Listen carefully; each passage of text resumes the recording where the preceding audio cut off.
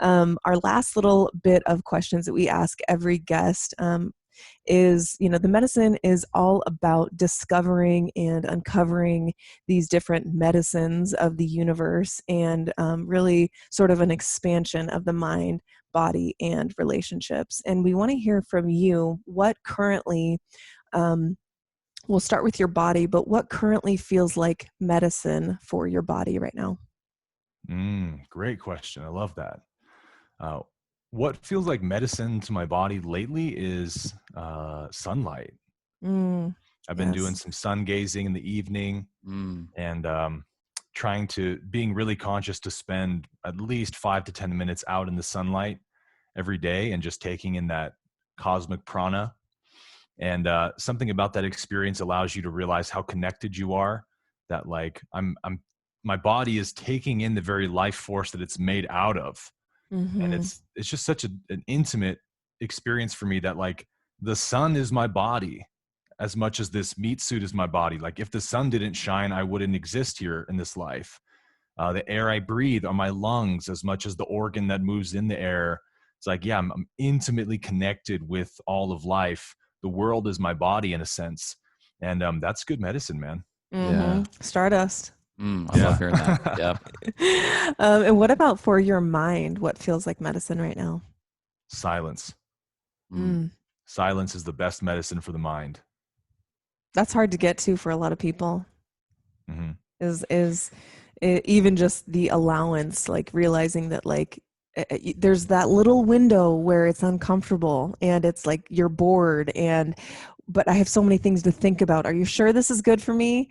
And you have to like bypass that, little minute until you become like a wizard and you can just do it. But once you wonder if you're silent, you're not silent. Yeah, right. Yeah. Am I doing it? I think I'm silent. Oh wait. Yeah. No, but I definitely agree. We were just talking about this last night, where we've had some family visiting and everything, which is great. It's wonderful. We love sharing our island with the ones that we love, but you get out of your routine and your rhythm of the day where we're both starting our day in meditation and quiet and reading and learning, and that's filled with walks on the beach and now family and things like that. And it's I can sense it in me when my soul is wanting stillness, and that red light, pairing it with the red light where you can just be. And just this morning I was sitting in front of the red light thinking, okay, which facet of my diamond, what am I currently cleaning off right now? That one feels clean. That one feels pretty sparkly. Which one am I working on today?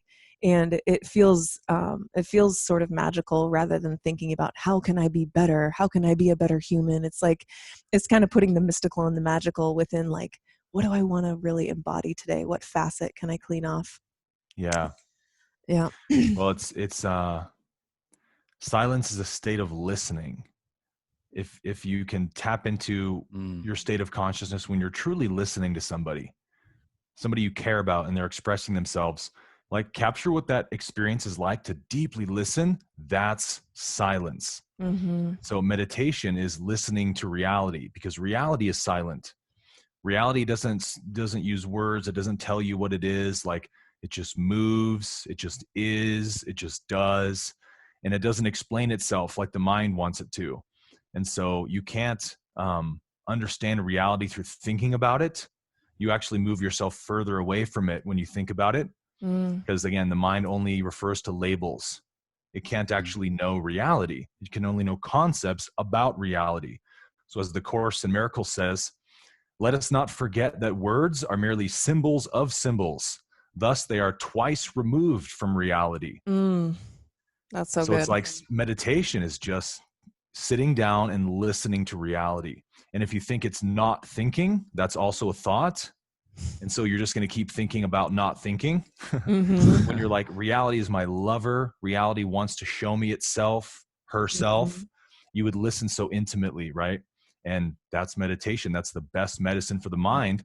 The mind just learns, I don't actually have to think about reality, because when I am silent, reality tells me what it is. I love that. That's a great way to think about it. So it's like, you don't have to judge the thought if it comes. You can just like let it be and know that you are listening. And if it comes up for you, then maybe it's meant to be there. Yeah, that's a great way to think about it. Okay, last one. What feels like medicine for your relationship or relationships right now? I guess it'd be funny to say this, but listening. It's a good one. Listening is an art form, isn't it? Mm-hmm. It really is the greatest act of intimacy you can give to someone, is to deeply listen to them. When someone is expressing themselves through the mouth, at least, they're trying to share part of their beingness with you. Like, this is a part of my experience of reality, and they can only capture it in words and language until we evolve telepathy, I guess. That's what we're left with. So to deeply listen to somebody, and even in, people can get lost in their mind and they can ramble. But if you're listening enough, you can actually still hear what they're really saying behind all the ego noise. Even somebody who might be very unconscious, like I just went to a 4th of July party with my girlfriend's friend of theirs. And, talking to most of these people, they're not into spirituality at all. And so you're trying to strike up a conversation and get to know them, but it's like, there's not a whole lot of areas we relate to one another. And so I just get in this mode of like deeply listening to people and trying to get into their world. And you can find that even though I can't relate to you in terms of like your desires and your fears, I can deeply listen to you and get in touch with your experience, and I can share that with you because I've been there. I have once thought that way about myself or wanted those things. And my old, maybe even a year ago, would have been listening to these things being like, man, there's such a huge ego. Like, they don't know how unconscious they are. Yeah. And Damn it. Judging. That's not listening. That's not loving. And so, it's an art form that continues to deepen for me. And again, I just find so much revelation happens, even about life, myself, not even just the person I'm listening to. It really is like the greatest act of intimacy. Oh, absolutely. I agree. And it's felt by the other person when you can truly just, when it's almost intimidating to be sitting in front of a fully embodied person where they're present and they're actually listening. Most people are used to talking to someone that's looking, like, on their phone or something like that. Or and waiting to say the next thing. Yeah. Like thinking, what am I going to say? What am I going to say? What am I going to say?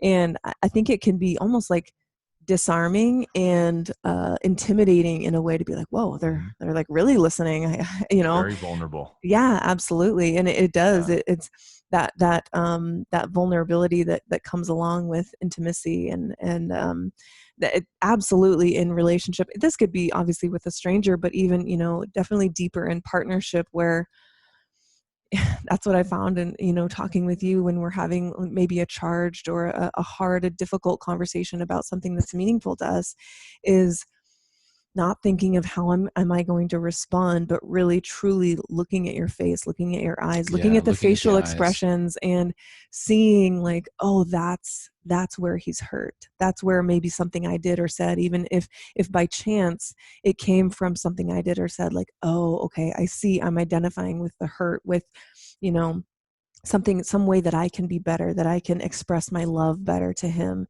And it's so simple, but these answers to very complex problems like relationship, like deep partnership, they're so simple. Yeah. I mean, stare at somebody in the eyes for 60 seconds before you say something. Oh even if it's hostile, even if the interaction is somewhat hostile. Oh, it can bring or about if you've tears. never practiced empathy in your life, like stare at someone in the actual eyeballs. There's no bullshit in those eyes. And that will literally just drop layers of separation in between the two of you and open up a channel for authenticity and really empathy. It really does. It's funny you said that because I did a speech class a couple of years ago, and one of the exercises was they paired us up with strangers, and we did it a couple of times. And one of the exercises was to just stare at each other in the eyes for 60 seconds. And then I think after the minute we had certain things to say. And man, I was with this woman who I felt so bad for her because she could not maintain eye contact with me for more than about a second. Her eyes would have to look away. And I felt so bad for her. Like, man, what a she recognized like, oh no, like I'm screwed right now. Like there's nowhere to run.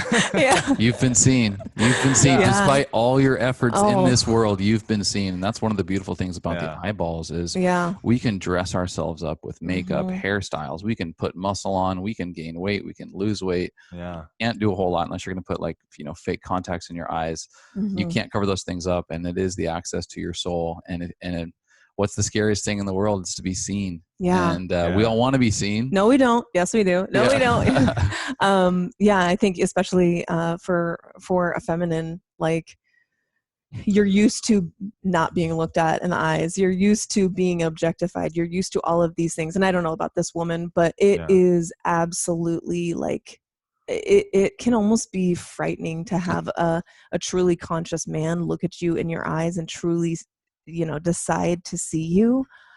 Holy crap. Like that was actually the catalyst for our part too, because he grabbed my face and looked at me in the eyes and I've never had anyone, including you, do that to me before. And I was like, and you just had me. Yeah. Greatest act of intimacy. Because if you're not really listening, you're projecting. Those are the only two options, right? Yeah. Yeah, absolutely.